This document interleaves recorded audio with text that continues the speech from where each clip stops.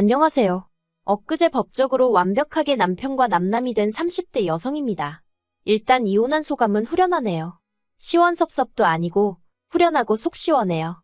어차피 이렇게 될 거였다면 아예 시작하지 않는 게 나았을지도 모른다는 생각도 들고 동시에 짧다면 짧고 길다면 긴 흘러가 버린 제 시간을 생각하면 아무튼 여러 가지로 복잡한 심정입니다. 하지만 지나간 과거를 이야기해서 뭐 하겠어요.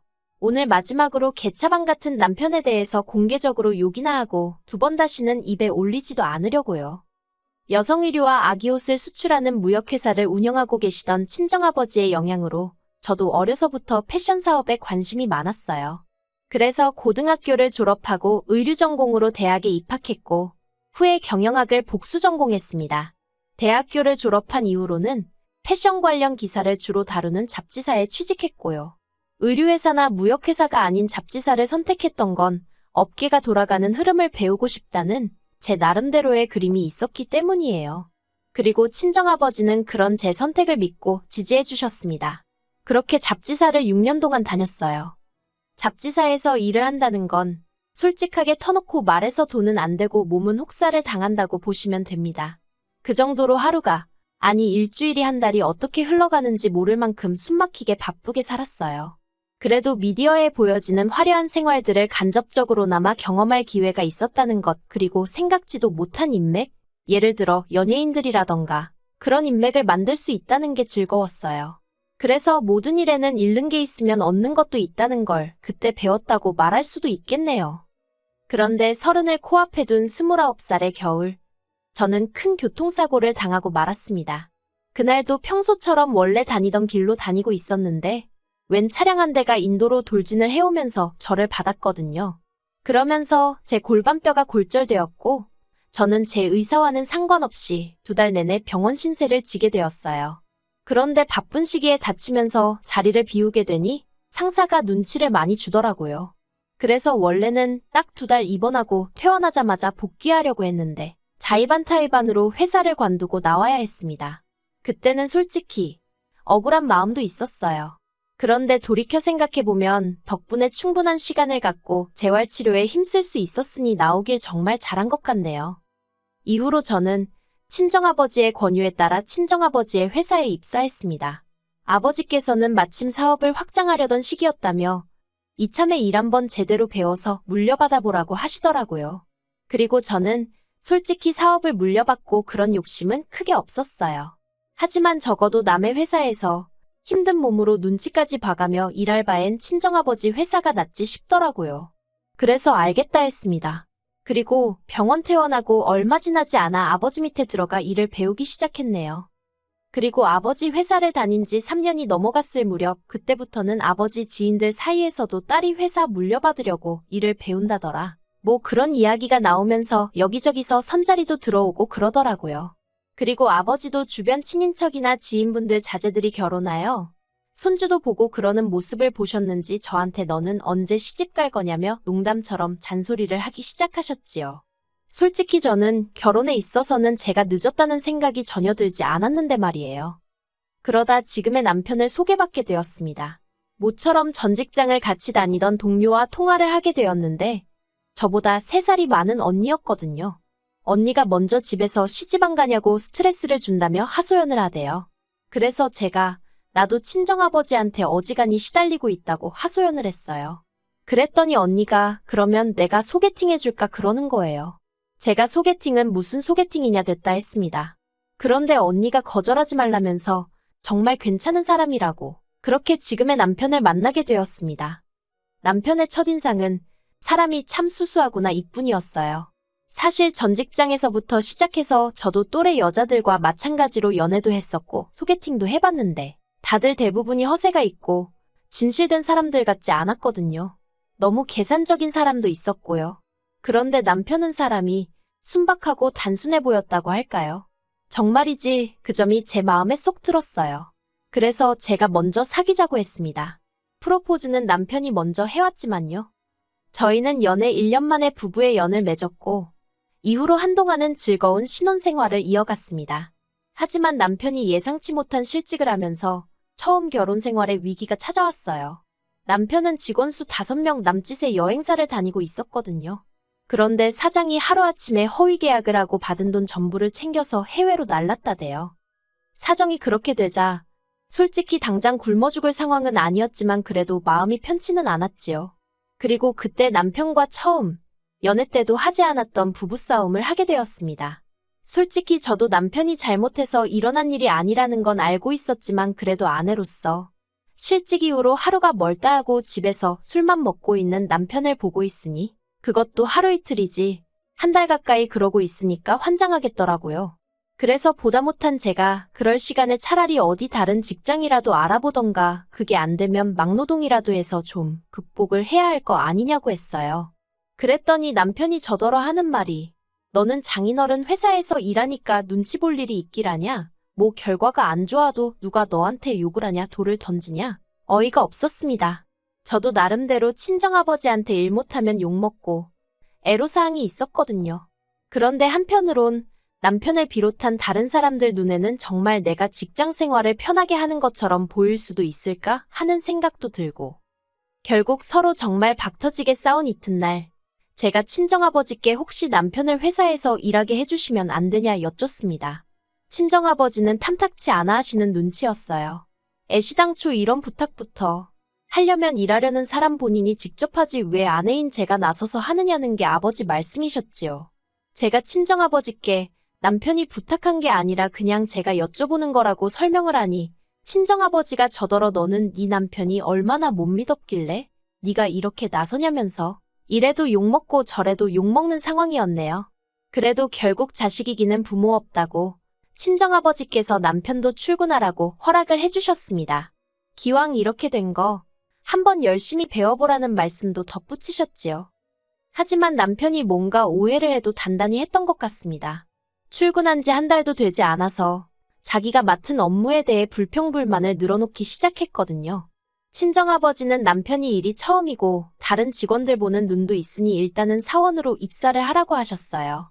저도 사원으로 시작했었고요. 그런데 남편은 자기가 다른 직장을 다닌 경력도 있는데 왜 사원이냐면서 다른 사람들 보기 창피하다며 투덜거리는 거예요.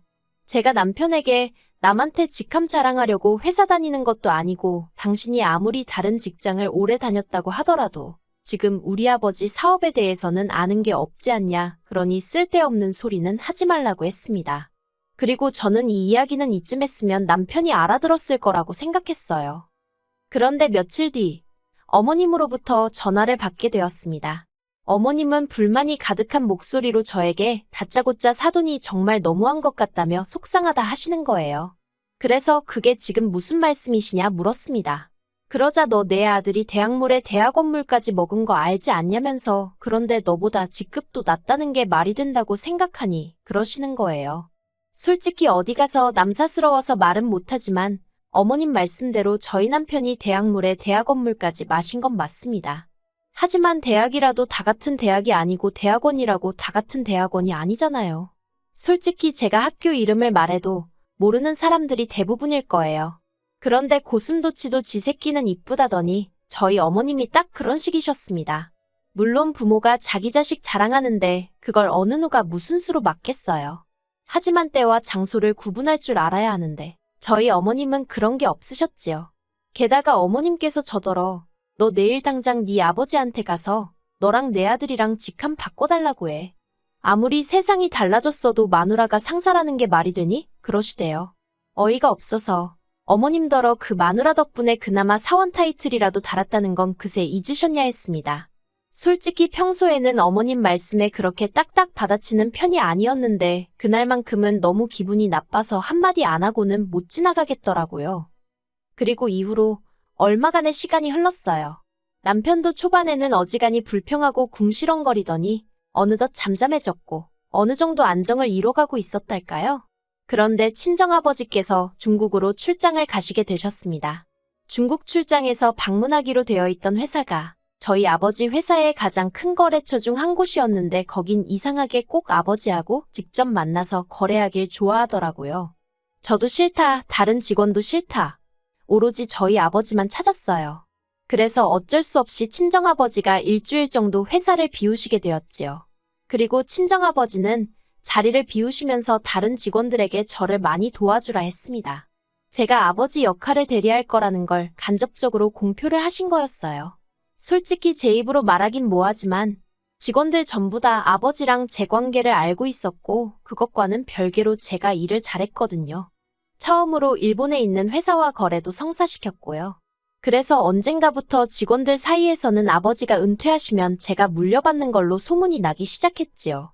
그리고 남편도 이 소문을 들은 눈치기는 했어요.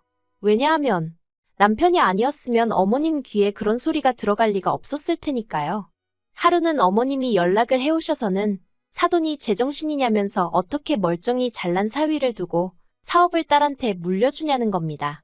그러면서 사업은 똑똑한 남자가 해야 크는 법이라면서 듣는데 순간 무슨 말씀을 하시는 건가 싶어서 멍하더라고요. 그리고 그날도 결국 남편하고 대판 싸웠습니다. 도대체 어머님한테 무슨 얘길 어디까지 하고 다니는 거냐 했지요.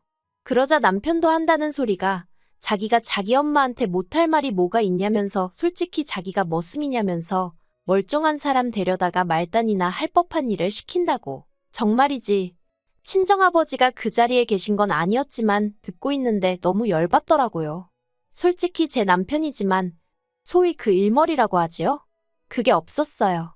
그러니 같이 일하는 직원들이 오죽하면 제 남편인 걸 알면서도 제 앞에서 같이 일하기 힘들다고 농담처럼 하소연을 해댔겠어요. 사람이 순박하고 순진해서 좋았는데 정말 달랑 그 두 개만 장점일 줄은 몰랐네요. 하지만 남편에게 제가 정말 실망하고 동시에 화가 났던 건 앞서 말씀드린 대로 친정아버지가 출장을 가시면서 일어난 일 때문이었습니다. 친정아버지가 회사를 비우기가 무섭게 남편이 3층짜리 건물을 오르내리면서 자기가 마치 모나된 것 마냥 직원들한테 인사도 했다가 잔소리도 했다가 아주 뒷짐지고 걸어다니는 게 어이가 없더라고요. 그리고 결정적으로 저희 회사에는 저희 아버지만큼이나 오래 근무하고 계신 상무님이 계시거든요. 그간의 세월 때문에 저에게는 삼촌 같은 분이시고 저희 아버지께는 형제 같은 분이시기도 하지요. 남편이 그분한테 가서 업무에 대해서 피드백을 주고 있는 게 아니겠어요. 어이가 없어서 그래도 100번 양보해서 피드백 그래요. 좋은 의도로 줄 수 있다고 칠게요. 하지만 진짜 문제는 남편의 태도였습니다. 그 상무님한테 남편이 한다는 소리가 늙어서 기억력도 딸리고 하면 적당히 해먹고 자리에서 나오시라고 그래야 아랫사람들이 쭉쭉 올라갈 거 아니냐면서. 제가 이 이야기를 알게 된 건 그 상무님이 처음으로 이틀을 꼬박 알아놓으시면서 회사를 나오지 않으셨거든요. 회사에는 개근상이 없어 안타깝다는 말을 우리가 우스갯소리로 할 만큼 절대 쉬는 법이 없으신 분이었기에 정말 걱정이 되더라고요. 그래서 제가 퇴근 후 직접 댁으로 찾아뵈었습니다. 그리고는 혹시 회사에서 무슨 일이라도 있었는지 있었다면 솔직히 말해달라 했지요. 그러자 그 상무님이 허심탄회하게 말해주겠다며 남편과 나눈 대화를 들려주신 거예요. 결국 모든 것을 알아버린 제가 남편을 불렀습니다. 그리고는 이 정도로 회사 일에 불만이 많은 줄은 몰랐다고, 다 내 잘못인 것 같다고, 그러니 이만 회사에서 나가달라 했지요. 그러자 남편이 갑자기 무슨 말도 안 되는 소리냐며 저에게 짜증을 냈어요. 그리고는 저더러 네가 뭔데 나가라 마냐 그러대요. 그렇게 친정아버지가 돌아오시는 날까지 둘이 팽팽하게 맞서며 나를 세우고 있었습니다. 그러다 친정아버지가 오시자 제가 생각해도 유치한데 저희 둘 다 서로의 잘못을 일러대느라 정신이 없었어요. 그리고 친정아버지도 남편이 그 상무님께 막말을 했다는 사실, 그거 하나만큼은 이해할 수가 없다면서 아무래도 당신이 잘못 생각한 것 같다며 빨리 직장을 구해서 나가라고 하시더라고요. 그때였습니다. 남편이 정말 다들 너무한다면서. 그리고는 저희 아버지더러 솔직히 아들도 없으시면서 사위한테 이러시면 나중에 험한 꼴 보신다 그러대요. 그 말을 듣곤 저희 아버지도 저도 둘 다 귀를 의심했습니다. 제가 먼저 남편더러 지금 말 다 했냐고 그랬더니 할 말이야 많은데 자기가 참는 거라면서. 그리고 그때 친정아버지가 남편더러 너 짐 싸라고 한마디 하셨습니다. 사실 저희 아버지가 사업을 하시다 보니 평소에는 어떻게든 감정 표현을 잘 안 하려고 노력을 하시는 편이세요. 하지만 사실 성격이 보통이 아니시랍니다. 그리고 다른 사람들도 그렇겠지만 저희 아버지도 지 주제 모르고 날뛰는 망둥어 같은 사람을 제일 싫어해요. 그런데 저는 어리석게도 제 남편이 그런 인간인 줄은 몰랐습니다. 왜냐하면 처음 소개받고 연애하고 결혼할 때까지 남편이 특별히 자기 목소리를 높이거나 한 적은 없었거든요. 그래서 제가 남편이 정말 수더분한 사람이라고 생각했던 거고요. 그런데 실은 자기 자신을 제외한 주변을 죄다 속으로 무시하느라고 말을 안 한 건 줄 누가 상상이나 했겠어요? 아무튼 친정아버지가 저에게 남편이 앞에 있는데 단도직입적으로 이런 자식이랑 계속 살 거냐고 물으셨습니다. 그리고 저는 안 살 거라고 했어요. 솔직히 친정어머니 없이 친정아버지가 혼자 사업하시면서 저까지 이만큼 키워주셨는데 사위라는 놈이 나중에 험한 꼴이 어쩌고 헛소리나 해대다니. 평생을 독수공방을 하면 했지. 저런 인간이랑 더는 같이 못 있겠다 싶었지요. 그런데 남편은 헤어지면 오히려 좋답니다. 그러면서 저더러 회사도 반반 나눠야 되는 거 알지? 그러대요. 어이가 없어서 회사를 왜 나누냐니까. 어차피 저희 친정아버지 돌아가시면 제가 물려받을 거고 그러면 반은 자기 거나 마찬가지라고요. 어이가 없어서 당신 혼자 타임머신 타고 다니냐고 이혼하면 그걸로 끝이라고. 내 건 내 거, 당신 건 당신 거. 알겠냐 했습니다. 결국 친정아버지의 불호령과 변호사 동원으로 남편은 거의 맨몸으로 쫓겨나듯 회사와 집 두 곳 모두에서 퇴출되었습니다. 남편은 이혼은 절대 못 해준다면서 하고 싶으면 자기한테 10억을 달라는 얼토당토안한 소리를 하던데 개소리는 매가 약이랬다고 진짜 두들겨 패주고 싶대요. 아무튼 남편과는 이혼을 했고 저는 자유의 몸이 되었습니다. 회사에서 남편 하나 빠졌을 뿐인데 빠진 사람 자리는 티도 안 나면서도 회사가 다시 예전처럼 분위기가 좋아진 것 같아 너무 기분이 좋네요. 그리고 아버지가 지금 연세가 63이시거든요. 아버지 말씀으로는 65세에는 은퇴를 하시겠다 하셨는데 앞으로 2년 죽기 살기로 아버지 회사 일에 열을 올려볼 생각입니다. 그래서 남편 보란 듯이 사업 규모 키우고 너랑 나랑은 급이 다르다는 걸 알려줘야겠어요.